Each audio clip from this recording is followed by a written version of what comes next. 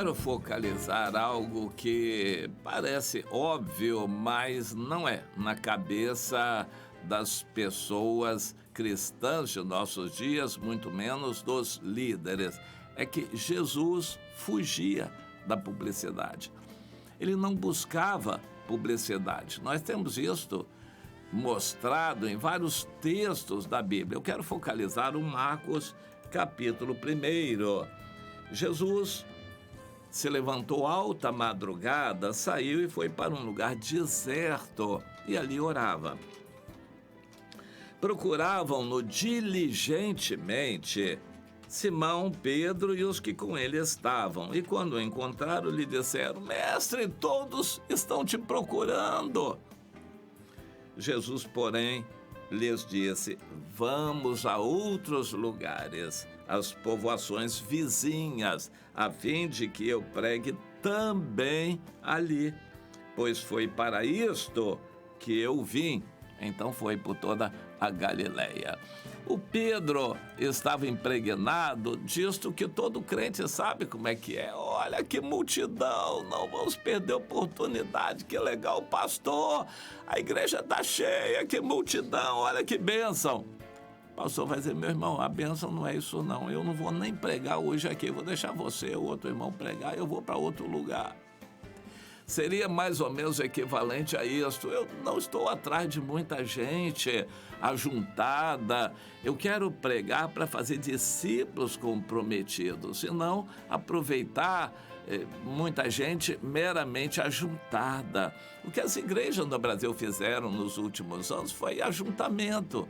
Eles fizeram ajuntamentos em reuniões massificadas onde ninguém conhecia ninguém tinha compromisso com ninguém ali, e a pessoa entrava sem compromisso nenhum e saía também sem compromisso nenhum, apenas para assistir o show religioso chamado culto. Isso virou comum no Brasil, e todos os pastores disputando quem é que construía o templo maior, a catedral maior, fazer um maior ajuntamento. E um pastor que conseguisse superlotar o templo, encher o salão, esse aí é o melhor pastor, de mais sucesso, o mais importante, porque ele enche auditórios. Daqui a pouco ele vai vender a sua grife, ele vai começar a cobrar para poder pregar nos vários lugares e encher auditórios, porque ele faz sucesso, ele prega engraçadinho, ele tem uma maneira assim especial de pregar que atrai as multidões. Então ele agora vai começar a se enriquecer com o evangelho, cobrar caro, fazer uma agenda até o ano que vem para os compromissos, porque ele está viralizando, fazendo sucesso. O sucesso que Jesus quis não era nada daquilo. O Pedro estava impregnado com essa ideia: Senhor, tem uma multidão, não vamos perder a oportunidade de aproveitar essa multidão. Jesus não deu bola, não atendeu a multidão e ainda foi embora. Ele diz que tinha que ir pregar nas outras cidades também, onde aparentemente, pelo menos inicialmente, ia ter pouca gente. Mas ele precisava pregar em todas as cidades e ele queria variar. Ele fugiu de ajuntamentos, de quantidade de pessoas, de publicidade. Ele não queria aquilo, o evangelho não é disto. Você se lembra que logo no início do ministério de Jesus, o diabo veio para ele e disse: Senhor, eu vou facilitar o caminho do Senhor. O Senhor vai atingir o mundo todo, porque eu já domino o mundo, eu controlo o mundo. Eu vou fazer todo mundo cair de joelhos diante do Senhor e vou facilitar a sua tarefa. Só preciso que o Senhor se dobre de joelhos diante de mim. Jesus repreendeu Satanás. Hoje, muitos pastores estão querendo fazer esse acordo com o Satanás para trazer gente. Eles querem viralizar, fazer sucesso, publicidade, muita gente, se enriquecer com o evangelho. É o que eles estão buscando, o que Jesus rejeitou. O diabo ofereceu, Jesus rejeitou. Pastores hoje estão buscando aquilo que Jesus rejeitou. Eu vou perguntar a você, que adianta uma multidão, 500 pessoas, 1.000 pessoas, 2.000 pessoas meramente ajuntadas, sem compromisso nenhum? Elas estão ali porque lhes foi interessante estar ali naquele horário nobre, naquela reunião, porque o auditório era bom, porque o show era promissor. Por isso, elas queriam estar ali. Mas, dali a pouco, vão todas elas embora e não se pode contar com ninguém. Aqueles todos ali que estavam compondo aquela multidão, não se pode contar, eles não têm compromisso. Eles não têm compromisso. Eles querem viver a vida deles, andar da maneira deles. Eles não somam, não têm compromisso. Jesus não queria fazer crentes desse tipo, ele queria fazer discípulos. Quando ele saía para uma outra cidade, os discípulos, que eram verdadeiramente discípulos, iam atrás dele, com ele. Jesus nos mandou fazer discípulos e não ajuntamentos, ajuntar pessoas. A gente precisa entender que a publicidade é muito perigosa. Se a gente faz campanha, propaganda de uma grande reunião e vem muita gente, essas pessoas vieram assim, impressionadas pela propaganda. Elas não vieram para serem discípulas, para nos ajudarem na obra de Deus, não. Elas vieram, às vezes, até como espiãs, como pessoas que vieram investigar, curiosos. Eles vieram e não somam nada. Uma multidão ajuntada não representa praticamente nada. A Bíblia nos ensina que Davi tinha um exército de mais de 1 milhão de homens. Nunca usou aquilo e não precisava, porque as maiores vitórias dele foram alcançadas com um número pequeno. A guarda pessoal, o exército dos valentes, aqueles que realmente faziam diferença na guerra e venciam a guerra. Não era a multidão dos soldados que ele podia mobilizar, mais de 1 milhão de pessoas. Isso nunca serviu para nada. Em guerras, não. E a história registra também o rei Xerxes I, aquele que partiu para uma guerra contra a Grécia com 1 milhão de soldados e foi muito mal sucedido e começou a queda do Império Persa ali. Deus quer que a gente aprenda que muita gente não soma necessariamente muito, pode somar é nada. Nós temos que fazer discípulos. Este foi o meu chamado há mais de 30 anos atrás, quando eu estava no Ceará. Deus me levou para lá para aprender uma série de coisas e disse: agora você vai voltar, não vai construir igreja como você sabia, você vai fazer discípulos, a começar com a sua família.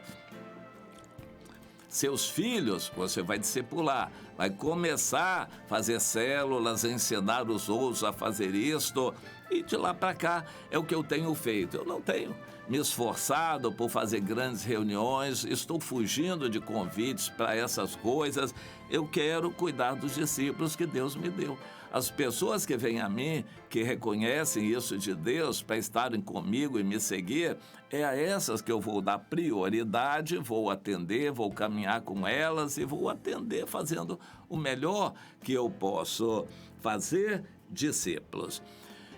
Jesus levou os discípulos dele, nesse mesmo capítulo 1 de Marcos, para as outras cidades. E em todo lugar onde ele foi, ele pregava, curava os enfermos. Mas mesmo assim, a publicidade correu e muita gente estava após Jesus. E então ele resolveu mudar a estratégia. A partir dali, ele não entrava mais dentro das cidades, ele ficava fora. As pessoas que queriam ver Jesus tinham que se esforçar, sair da cidade e ir lá fora da cidade, procurar onde Jesus estava, para se reunirem com ele, para ouvirem Jesus pregar, para verem Jesus curar eles tinham que fazer um esforço. Jesus começou a exigir um esforço por parte daqueles que queriam vê-lo. Eu acho que nós temos que fazer isso também. A gente alargar as portas da igreja, isso é mal. Facilitar as pessoas com um templo muito confortável, muito bonito, um ambiente muito gostoso, e horário nobre, reuniões em horário nobre, um show muito bonito, tudo bem organizado. As pessoas vão gostar de assistir um show conosco. Elas não querem seguir a Jesus conosco, elas querem assistir um show religioso, porque o culto é bonito, é agradável, é isso que elas querem. Mas eu creio que está na hora de dificultarmos. E se nós não dificultarmos, o próprio Senhor vai dificultar isto para as pessoas nos seguirem através de lutas e muitas dificuldades.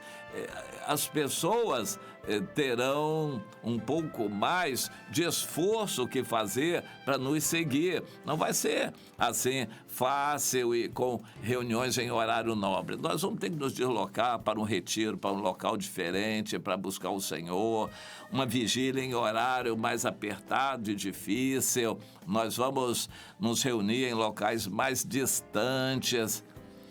Quando nós começamos a realizar a ceia do Senhor por orientação de Deus em locais diferentes e às vezes até um pouco mais longe, algumas pessoas dizem: mas pastor, por que a ceia tem que ser longe?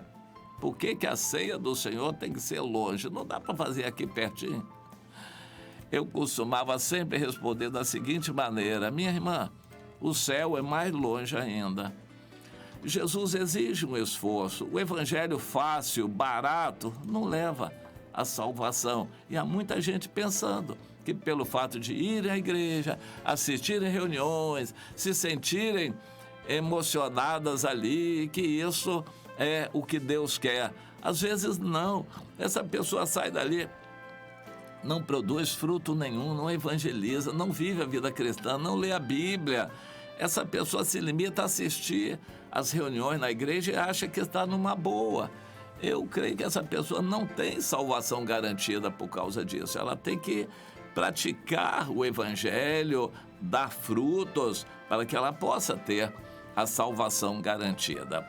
Vamos nos mirar, então, no exemplo de Jesus. Ele fugiu da publicidade. Quando o número aumentou muito, ele saiu de fininho. Mestre, todos te buscam, o maior sucesso. Ele saiu de fininho.